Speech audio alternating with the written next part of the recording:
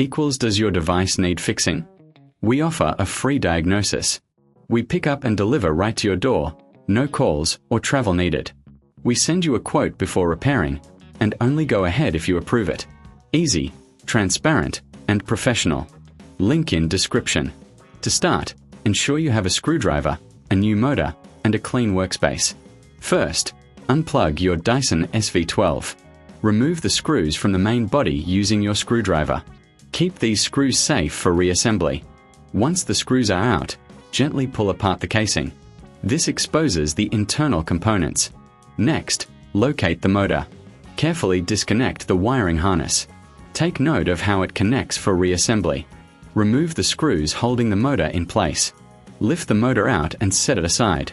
Now, take your new motor and place it in the same position. Secure it with the screws you removed earlier. Reconnect the wiring harness, ensuring it's snug. Before closing the casing, do a quick visual inspection. Check for any debris or dust that may have accumulated. A clean vacuum runs better. Once satisfied, reattach the casing and secure it with the screws. Remember, for a professional diagnosis without obligation, consider our services. We offer pickup and delivery at your home, so no calls, no travel. Get a quote before repair to ensure transparency. Does your device need fixing? We offer a free diagnosis. We pick up and deliver right to your door, no calls or travel needed. We send you a quote before repairing, and only go ahead if you approve it.